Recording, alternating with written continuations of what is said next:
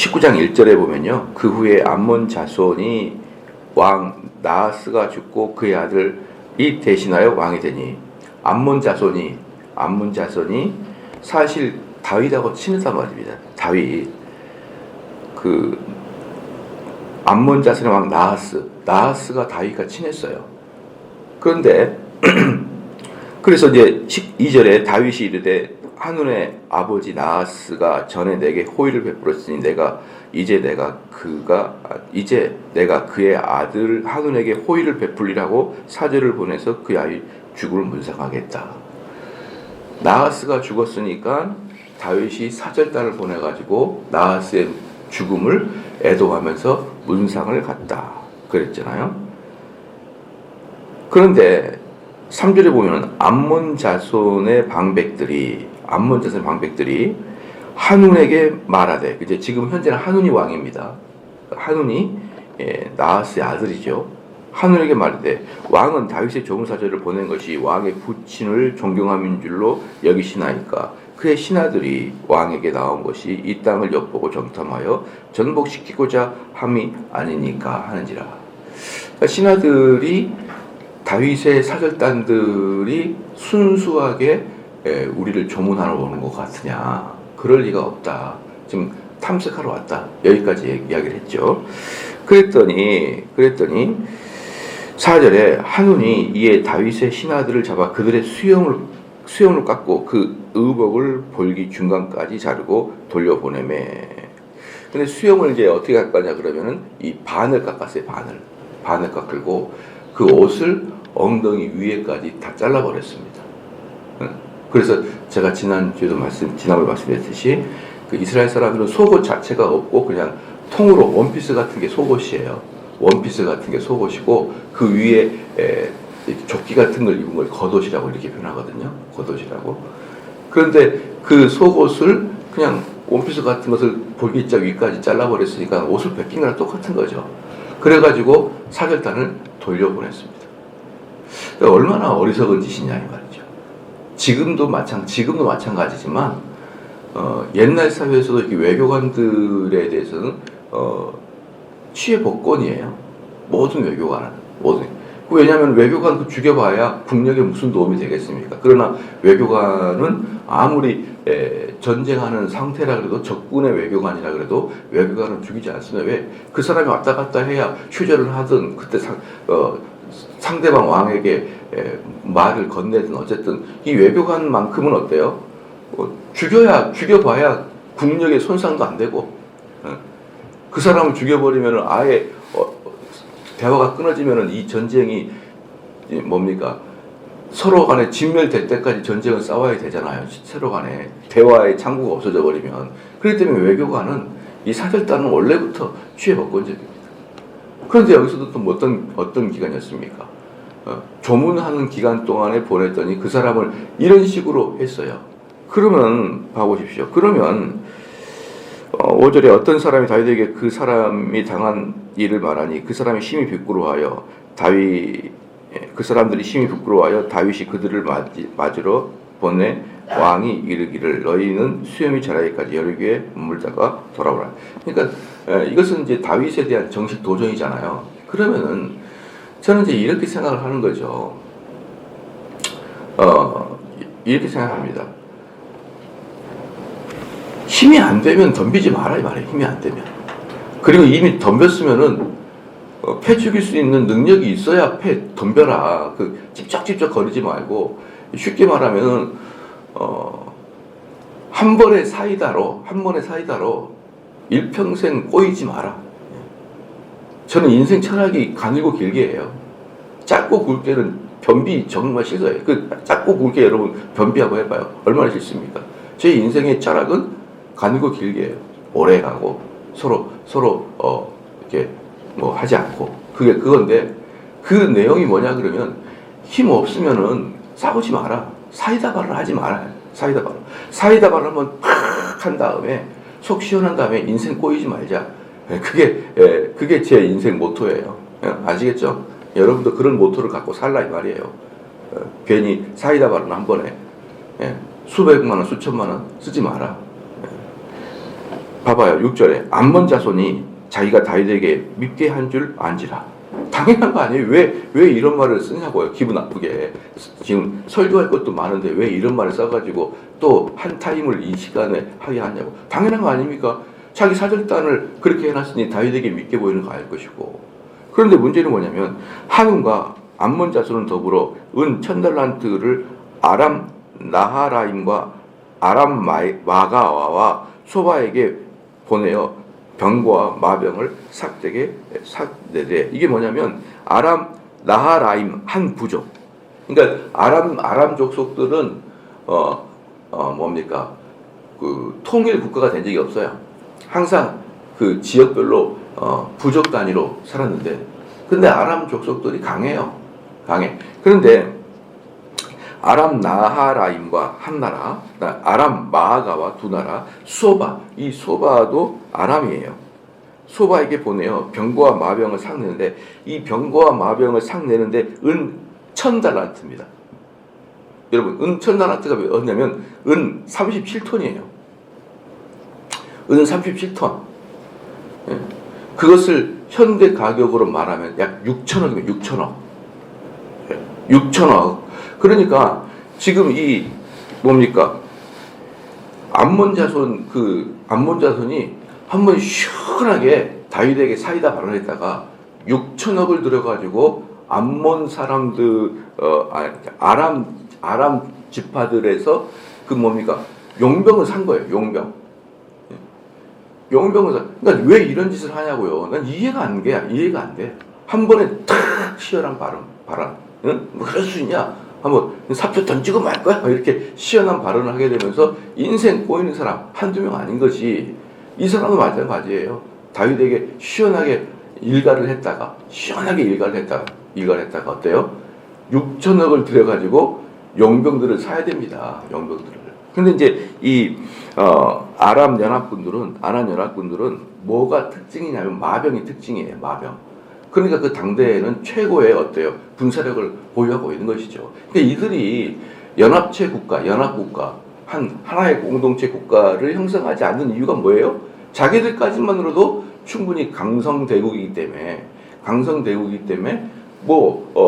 굳이 뭡니까? 연합을 할 이유가 없었던 것이죠. 그래서 얘네들은 마병이, 그런데 7절 보십시오. 곧 병거 32,000대와, 그러니까 마병이 32,000대예요.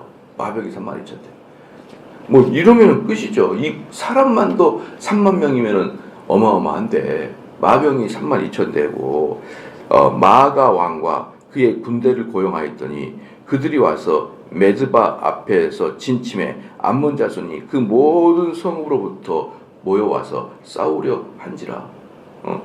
그러니까 이제 쫙 모였다 이거예요. 엄청난 돈을 가지고 모였다. 8절. 다윗이 듣고 요압과 용사의 온 무리를 보냈더니, 그 다윗이 이제 그들이 모였다 하는 걸 들었어요. 들어가지고 온 용사와 온 무리를 볼 때, 여기서 요압과 용사의 온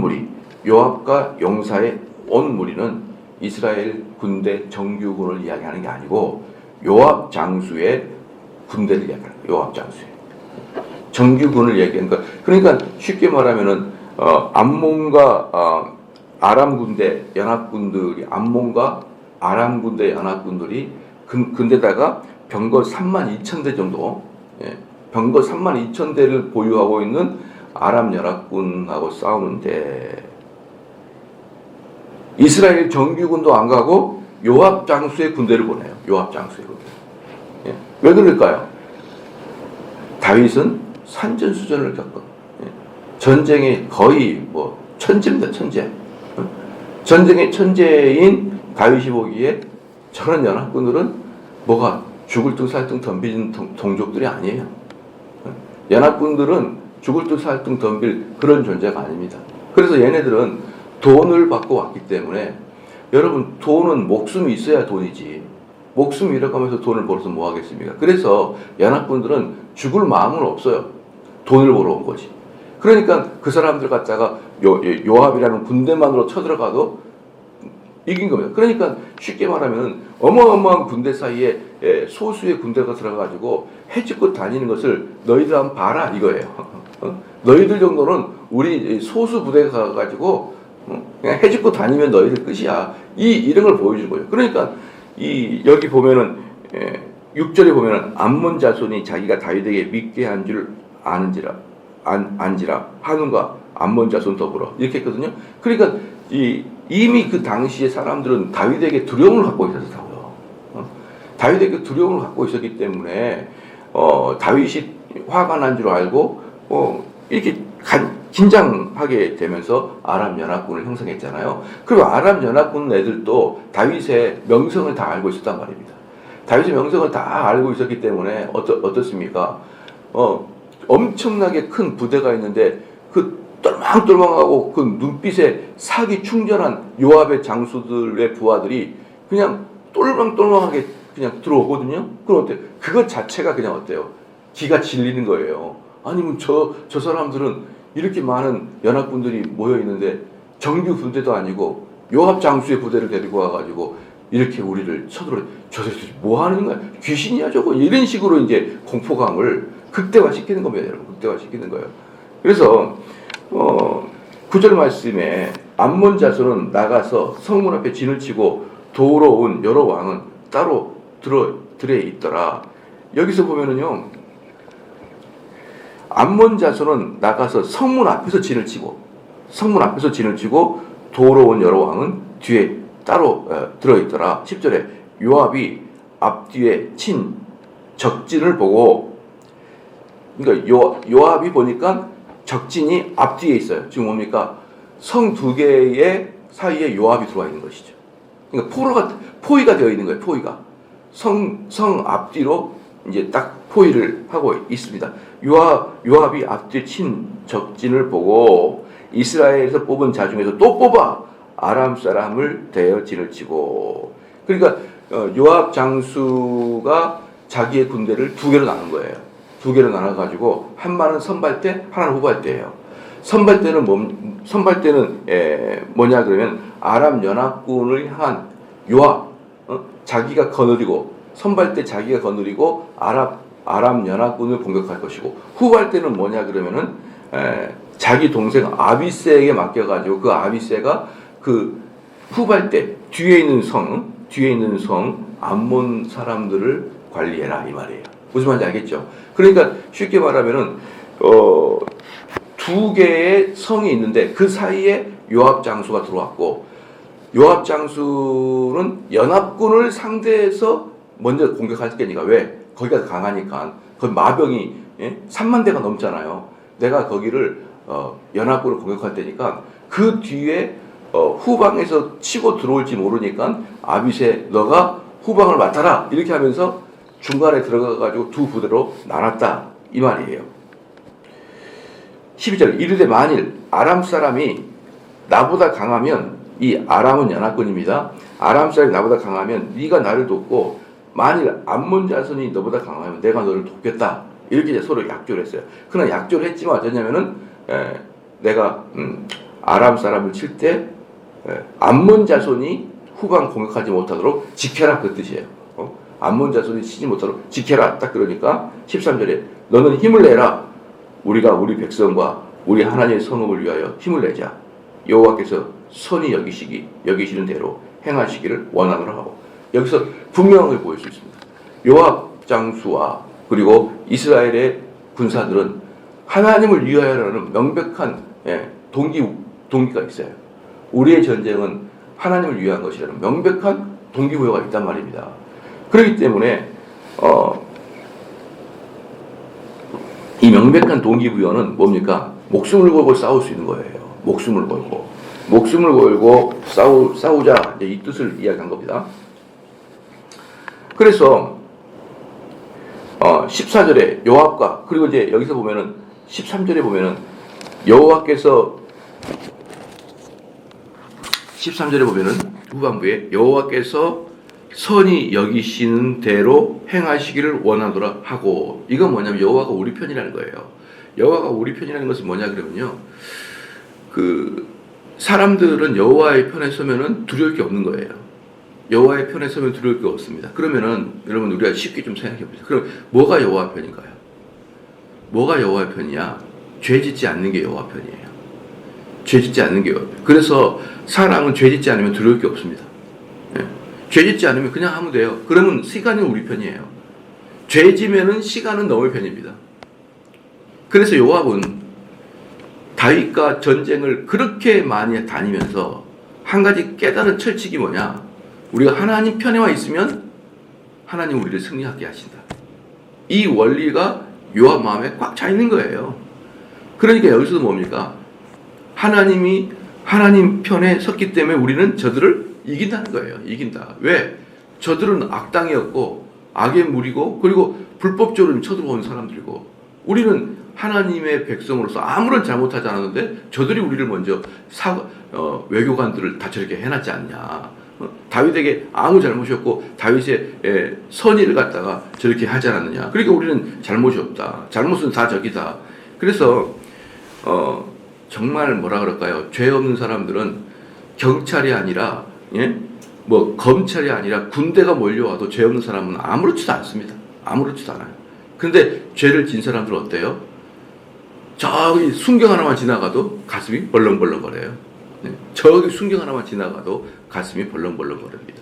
모르겠습니다. 나중에 뭡니까 판결이 어떻게 날지 모르겠지만 아무리 대통령 후보라 그래도 죄 지어놓으면 어때요? 검찰 조사받아야 되죠. 어쩌야 되죠. 나중에 어떻게 될지 잠이 오겠어요, 여러분?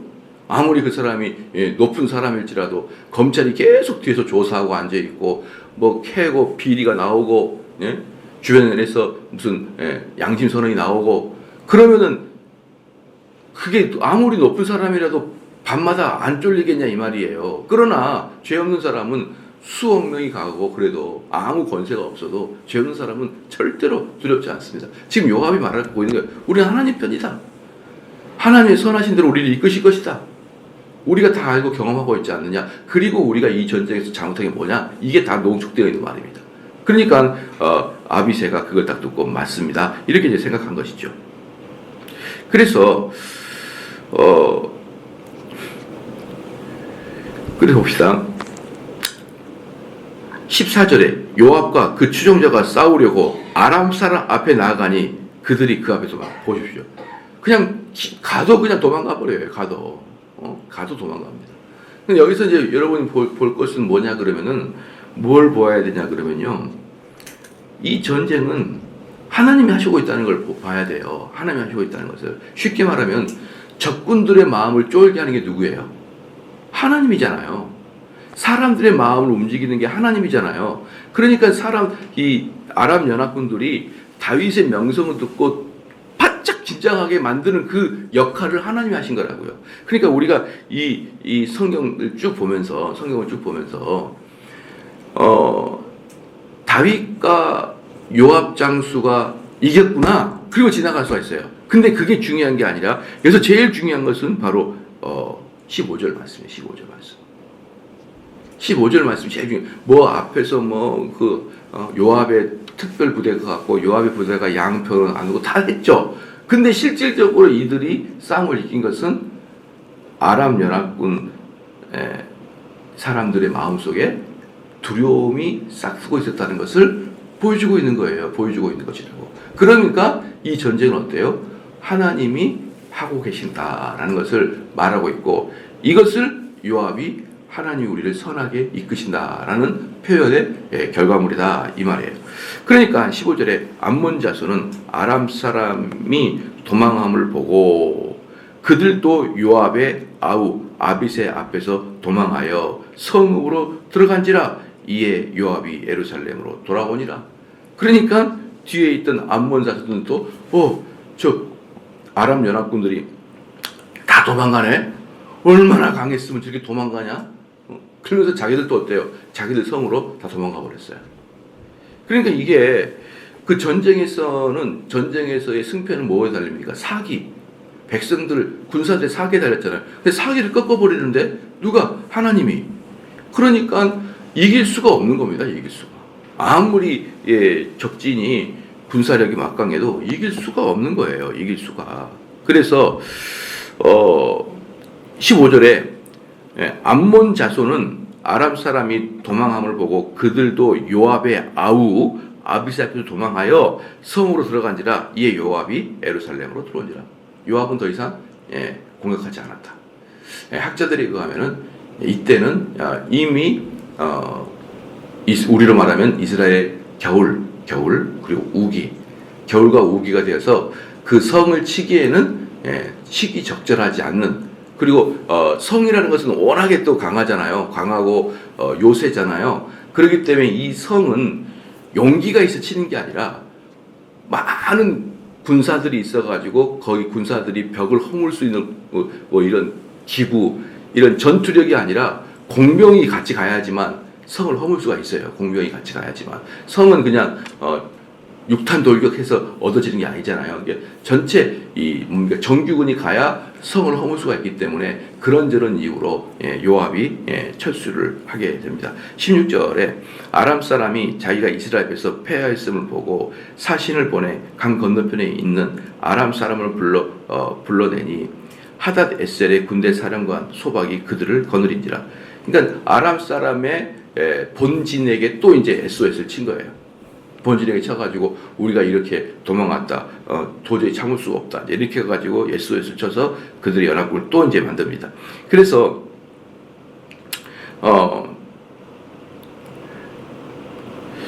17절에 어떤 사람이 다윗에게 전하매 다윗은 온 이스라엘을 모으고 요단을 건너 아람 사람에게 이르러 그들을 향하여 진을 치니라. 다윗이 아람 사람을 향하여 진을 치매 그들이 다윗과 맞서 싸우더니. 그래서 다윗 정규 군대가 찾아간 거예요. 그들을 진멸시키려고. 18절에 아람 사람이 이스라엘에 도망한지라. 다윗이 아람 병거 7,000대의 군사와 보병 4만 명을 죽이고 또 군대 지휘관 소박을 죽여요. 그러니까 이게 순서가 바뀌어야 되잖아요. 예를 들어서 18절에 다윗이 아람 병거 7,000대와 군사 보병 4만 명을 죽이고, 그리고 난 다음에 군대 지휘관 소박을 죽임에, 그런 다음에 뭐예요? 아람 사람이 이스라엘 앞에서 도망하자, 이렇게 돼야 될 거 아니에요. 근데 이게 반대가 된 거예요. 반대가. 그러니까 이 사람들은 이미 마음속으로 그냥 쫄려 있는 겁니다. 쫄려 있는 거예요. 그래서 그 다윗 군대 정규 군대가 또 쫙 오니까 뭐예요? 도망가기 바쁜 거예요. 도망가기 바쁜 거 어때요? 가서 죽이기 바쁜 거죠. 자, 이게 이렇게 되는 것입니다. 19절에 하닷 에셀의 부하들이 자기가 이스라엘 앞에서 패하였음을 보고 다윗과 더불어 화친하여 섬기고 그 후로는 아람 사람이 암몬 자손 돕기를 원치 아니라. 그러니까 하닷 에셀 부하들이 도망갑니다. 도망갈 때 뒤에서 다윗이 쳐요. 도망가면서 다윗한테 뭐라고 하냐 그러면은 우리 화친하자, 이렇게 얘기했습니다. 여기서 화친이라는 게 뭐냐면 속국되겠다 이 뜻이에요. 우리가 세금 낼 테니까 우리랑 친하게 지내자, 이렇게 해가지고 다윗은 그것을 허락해 줬습니다. 왜 그러냐 그러면요, 이 아람 사람들이 도망간 게 어디였냐면 유브라데스 강 너머까지 도망간 거예요. 유브라데스 강 너머까지. 근데 하나님이 아브라함을 통해서 예언한 땅이 유브라데스 밑에까지입니다. 그러니까 그 너머는 어때요? 하나님이 다윗에게 맡긴 땅이 아니에요. 그러니까 그 너머까지 도망가면서 이들이 그럼 우리가 화친하자 그러니까 다윗이 안 간 것입니다. 왜? 다윗은 철저히 하나님 말씀으로만 사는 자니까. 그러면서 너희들은 다시는 우리한테 공격하지 말고 우리한테 세금을 바쳐라, 이렇게 결과를 맺고, 그 다음부터는 이제 아람 연합군들은 다시는 다윗에게 대항하지 않습니다. 그런데 아람 연합군의 입장에서는 또 어떻을까요? 저렇게 호랑이와 같은 군대를 거느린 다윗이 충분히 이 강을 건너서 우리를 진멸할 수 있음에도 불구하고 우리를 진멸하지 않고 우리를 살려주고 보면 저 다윗이야말로 엄청난 분이다. 응? 다윗 마음속에는 그 지역은 하나님이 허락한 지역이 아닌데, 또 아람 사람들 입장에서는 다윗은 어마어마한 대인이다, 대인배다, 이렇게 생각하는 거예요. 그러니까 그 다음부터 어때요? 친하게 지내는 겁니다. 친하게. 세금을 바치긴 하지만 저 사람은 믿을만 하구나, 저 사람 믿을만, 친하게 지내는 거예요. 이게 바로 여러분 하나님의 역사입니다. 얼마나 하나님의 역사는 참 오묘한 거예요. 그래서 저도 이제 항상 느낀 게 뭐냐면은 가족들도 마찬가지예요. 가족들도 마찬가지고 친구들도 마찬가지고 어떤 공동체도 마찬가지고 제일 중요한 것은 그 속에 있는 사기, 성도들과 또 가족들과 친구들 마음속에 기쁨, 사기, 뭐 열기 이런 게 중요합니다. 이런 게 중요해요. 그런데 사람들이 좀 오해하고 있는 것이 뭐냐 그러면은 그걸 꺼서라도 너를 내가 교정시켜 주겠다 그런 성향이 없잖아 있어요 사람들이. 그건요 제가 누차 설명하지만 부모가 자녀한테도 자녀가 싫어해요. 부모가 자녀한테 우리 아들내미가 이번에 그 저기 뭡니까 하도 퍼 자고 있길래 제가 종이 A4 용지를 주면서 계획표 잡아라 그랬어요. 방학 계획표를 잡아라. 그랬는데 딱 똑같이 쓰더니 1시간 성경 공부, 1시간 수학 공부, 1시간 영어 공부, 나머지 놀기야. 놀기가 12시간 12시간을 놀기를 해놨어요. 글쎄 3시간 성경 읽기 1시간, 수학 공부하기 1시간, 영어 공부하기 1시간, 나머지 놀기라고 써놨어요. 내가 하나도 깝깝하고 소망했고 희망이 없어가지고 야 저녁 6시부터 또 좀 공부를 해야 될 거 아니야. 그랬더니 도끼눈을 뜨고 알았어 뭐 이러는 아주 싫어하는 저리 가라 이런 눈빛을 하는데 그거 한마디 했다고. 야 이게 12시간씩 노는 게 이게 개와 돼지지 어떻게 인간이 이런 계획표를 가질 수 있냐 내가 이랬더니 그것조차도 듣기 싫은 거예요 여러분. 제가 나쁜 말 했나요? 제가 나쁜 말 했습니까? 충분히 합리적이고 충분히 부모로서 할 말이잖아요. 그런데도 반응은 어때요? 리액션 어떻습니까? 속된 말로 개김이에요 개김. 알았다고 뭐 이런 식으로 옳은 걸 지적해주면은 아들도 싫어합니다. 그렇기 때문에 진짜 중요한 것은 어떻게 우리들의 마음이 상하지 않게 바른 것을 전달할 수 있느냐.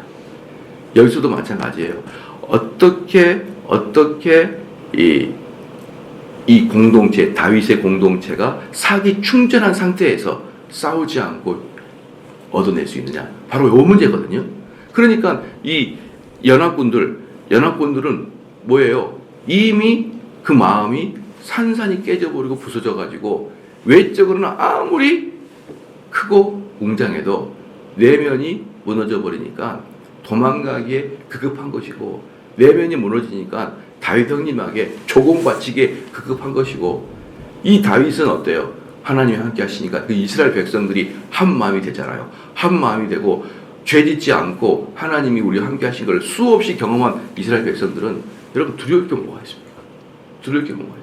그러니까 여러분 끄떡도 안 하는 것입니다. 그래서 오늘 이 말씀을 보면서 여러분들도 항상 한마디의 사이다 발언, 한마디의 만약에 능력이 되면 두들겨 팰 수 있으면 능력이 있으면 그렇게 하세요. 그런데 그게 안 되는데 우리는 사이다 발언을 할 때 흔히 이야기합니다. 우리가 요번에도 제가 이제 여러분 혹시 잘 모르겠어요. 잘 모르겠는데 요즘에 또 유명한 사건이 하나 있잖아요. 신세계 그러니까 정용진 멸공. 저는 그것은 사업가가 하기에 부적절하다라고 봐요. 그런 이야기를. 그는 사이다 발언을 했을지 모르지만 수천억을 손해볼 수 있을 것 같아요. 느낌에. 저는 잘 모르겠는데 그러니까 저는 그거 보면서도 정용진이가 지혜롭지 못할 수도 있다 라는 생각을 합니다. 그런 식으로 사이다 발언을 하면요 고달파요. 그리고 옛날에는 신세계 갔던 사람들이 안 갈 수도 있어요. 그러니까 정용진을 아끼는 마음에 뭐가 있냐면 그런 거 하지 마라. 내 마음은 그래요. 차라리 정치를 하려면 해. 옛날에 정주영 회장도 정치했잖아요. 그렇게 하려면 해도 돼. 뭐 못할 것도 없어요. 목사도 정치하는데 기업가가 정치 못할 거 없죠. 해도 되는데 정치 아닌 사업을 하려면 그 사이다 발언 하지 마라. 저는 그렇게 여러분 그게 바로 인생의 지혜라고 저는 생각을 합니다. 기도하시겠습니다.